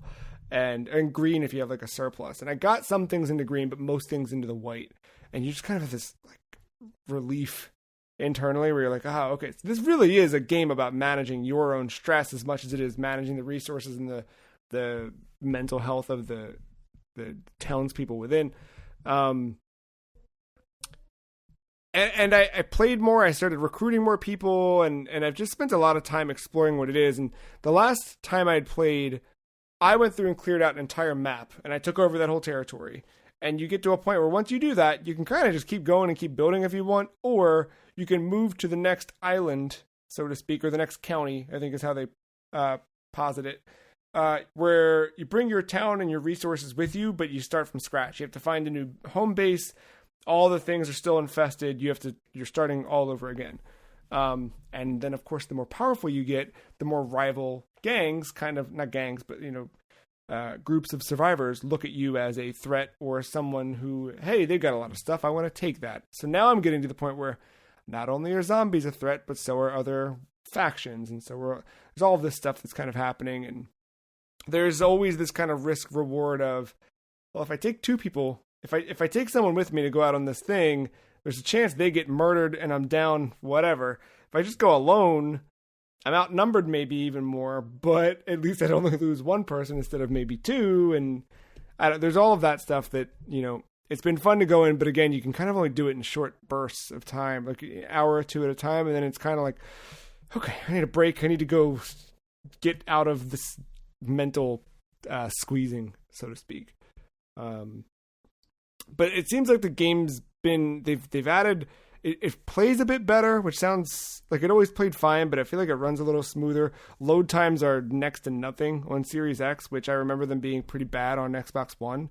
And if I recall, when they were first showing off the hard drive stuff for Xbox One X, they were showing off State of Decay 2 and how much better Xbox One X was at loading stuff, and now this is just even better. And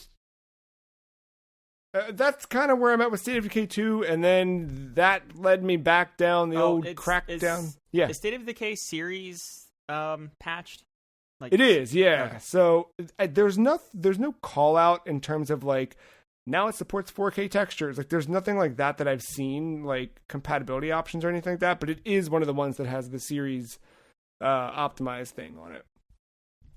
But it definitely runs very smooth. It's 60 plus. It's it's very pretty, and again, I think it does play better than I remember it playing. So something must have happened just with general developments under the hood over the last few years. But yeah, and then I looked back and said, what else did Microsoft used to do? And part of that was Crackdown 3. And I think Mark's playthrough of Saints Row last week that he talked about kind of made me want to jump back into Crackdown, and I did. That game's better than I remember it being. Honestly, it is. It is pretty. I think the thing that's not great about Crackdown 3 is the overall progression of the game. You're kind of like, you've got these factions. There's like 3 major factions, and they all roll up to 2 major factions, which rolls up to 1 final boss. And that's kind of their hierarchy of the game. And you're kind of doing these little things and like taking over zones to weaken each area boss, and then you go fight the boss, and then now that's captured. You keep doing that until you work your way up the chain and take everybody else out, and you're, so it's not that complex. It's very kind of like, go to this point on the map, do this, kill everything there, and shoot these 3 orange things, and then great job, do it again. But what is fun is the weapon combinations, and you talked about Ratchet and Clank and some of the different weapons you get, and you get a little bit of that here where, I have an ice shotgun where I go up and it does damage as you shoot, but it's also freezing them, and once they're frozen solid, you can just punch them and break them into a million pieces. Or quickly hit Y, switch to your other shotgun, shoot them, and make the ice blow up. And that stuff's fun. But really for me, it's like just that kind of traversal and jumping through and getting to jump higher, and the Crackdown stuff that feels really good. And it is a fun game to play. It's another one of those ones, not unlike we talked about at the top of the show with Hitman, where like, just a video game, dude. Like, you just jump in and have fun, and the story's stupid and the characters are stupid, but it's fun to drive, it's fun to shoot stuff, it's fun to run around and jump and watch the numbers go up in the end. And all of this is kind of leading me towards talking about Game Pass. So I'll say quickly that I didn't spend much time with it other than to go, ooh, that's pretty.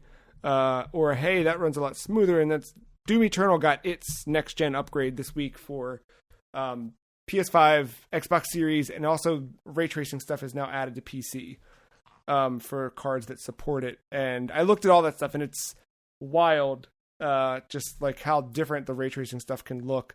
But in the end, frame rate, I think, still is king in that regard. But playing these 3 specifically, among some other stuff I've jumped into, I checked out that Space Jam game for a couple levels and then stopped. But all of that is because of Game Pass, right? Because I've got Game Pass, so I've got State of Decay 2. I've got Game Pass, so I've got all these first-party games. And something like Doom Eternal getting the update, like, that was just a free patch for anybody who has the game or gets the game through Game Pass. So I just could install it, try it, and if I want to keep going, I can, and if not, I can walk away. But it had me thinking about a question for this week, which is, why is Game Pass a bad thing? Limited time. Just because it's on Game Pass doesn't mean it's going to stay on Game Pass. So Sure. it's only on there when it wants to be. I just uninstalled Monster Hunter World because I started to get back into Monster Hunter World now that I've fallen in love with Monster Hunter through Rise. I was like, let me go back to that. And yeah, I looked last night at my Xbox and I was doing some cleanup on the hard drive to make room for Doom Eternal. And then I was like, oh, well, Monster Hunter can go because that's not on Game Pass anymore as of the 30th. So now, to that end, I do appreciate that when they are about to remove something, they do some like cool sales for you to whatever. But yeah, you're right. It's not a permanent thing. And I think too, like, I don't think they are, but I've even been scared that stuff like Doom Eternal might go off of, like, it's first party. And I've worried about that with the first party stuff. Like, will they hit a point where they don't need to put it on there? Or is that still the incentive? Will they rotate things out? Because HBO does that, right? Like, they will take off Batman Begins for a couple of months just to put it back on. But yeah. Yeah, other than that, I'm not. Yeah, I mean, you kind of get the Netflix blast in the face. Like, all right, like, what do I play? Oh, there's a lot here, and then you kind of you spend more time scrolling than you do finding, and then you never really land on anything. And it's 2 hours later, and you gotta go to bed anyway. And you never started playing anything. Like, I mean, I don't think that's necessarily a bad thing, but that can happen. And it's happened to me a couple times. Yeah, I would say the overwhelming available options, the overwhelming sense of choice. Yeah, I would say for at least the PC side of things, a lot of those games, bad ports. Sometimes Steam or even Epic Games has a better version of that same game. And I tried this with Alien Isolation. I was having variable frame rate stutters and like and some screen tearing no matter how slow or fast I was moving the camera. I did fix, or at least tried to fix, the frame rate through NVIDIA, but like I would test it by going down a hallway, and like I was going faster down one way but slower and not like the opposite way. I was like, what is okay?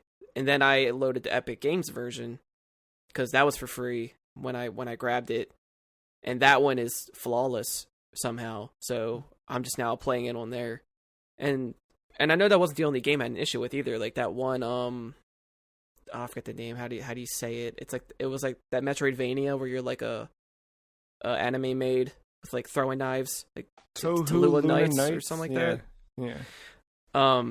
That game had some issues too with like frame rate and stuff, but the Steam version apparently was like chef's kiss.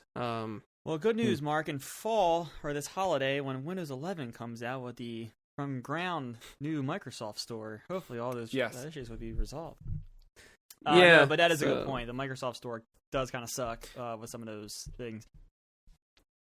But yeah, for Game Pass for PC, I guess it also depends on your PC too, maybe. But I think for the most part, it's just whatever type of the store file that they're uploading to there. It's just not good all the time. It's a gamble. Yeah. No, I think you guys have some really good points. I thought of the question because I thought about the fact that I thought about Monster Hunter Rise again, and the fact that like I'd spent that money, I felt compelled to play it. Where on Game Pass, I have no investment or what feels like no investment. So it's much easier to walk away from a game. And I feel like I'm not completing games as much anymore. But I also wonder if that's just part of how we are now. And Game Pass isn't the reason for that. If I'm the reason for that and Game Pass just kind of feeds that beast, makes it easier to walk away from things. Or I don't know. I guess it depends on the game. Yeah, I always have used Game Pass as value, right? If I play, 3 really, but 4 games, I get 4 new AAA games. I get boom, I get all my value out of it, even if they're all front loaded in the first quarter of the year. But like, I don't know, like Gears Tactics, that's not the best game in the world, but I saw it through to the end because I had somewhat fun with it. I never would have spent $60 with it. I got into Ori. I bought on Steam, but the second one, like, that might not have been a day one purchase, but the fact that it came out on Game Pass day one, I was all in. I was ready to go. I was excited. Yeah. I mean, the Master Chief Collection is always there. That's always good. I ended up buying that. Oh, and like The Witcher 3, right? Like, I never would have played that game if it wasn't for, I mean, unfortunately, COVID happened, like, kind of put me in the weird situation where I was able to play it, but like, I would have never played it if I had to spend at least $1 for it. But the fact that it was there, I worked my way through that entirety of the game. So I think it depends on the game. I think it depends on your mood. And I know I use Game Pass for when I'm in that mood to go out of my territory because it's risk-free in a way. I'm already paying for it. I can kind of go into a weird genre that I maybe don't dabble with and see if I really do like it. And I think that's value there where, all right, you might not like the aesthetic of the game, but you like this core design, and you start kind of digging into other games with this core design, and then, you might have to buy that part, but at least you're going to end up liking it because they're similar mechanically. I think Game Pass is more on my playground to experiment with what I really do like versus what I don't like. Agreed. And I wish Mario Golf was on there. That's like the perfect example, like, right? Like, Mario Golf is probably great for 2 weekends, especially with friends, and then you can move on. But unfortunately, you're going to have to spend $60 to get to it. Yeah. I don't know. It's, hey, at least you don't have to pay for the director's cut of Game Pass, right? Not yet. Not yet.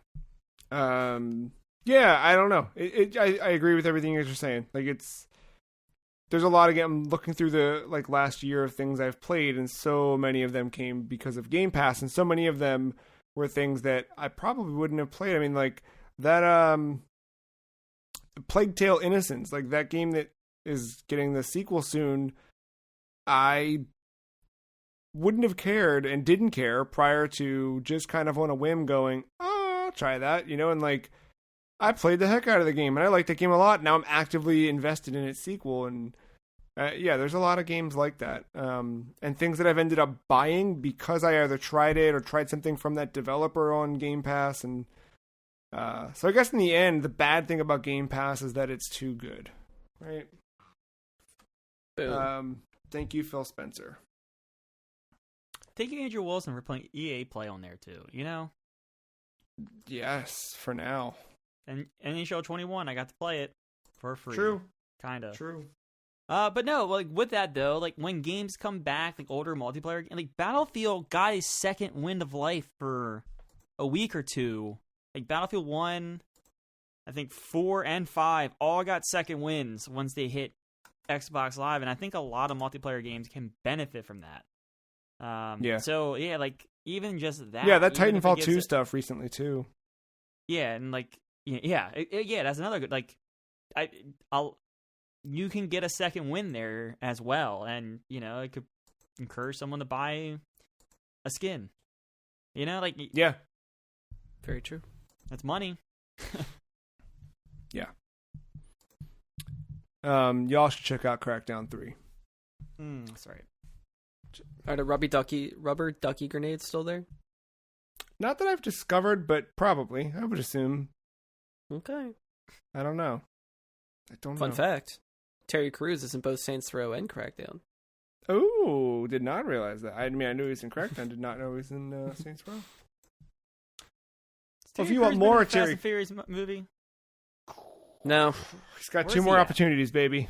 Yeah, he'll make an appearance. I'll report back on my F9 review. Yeah. Stay tuned for that next week, listeners.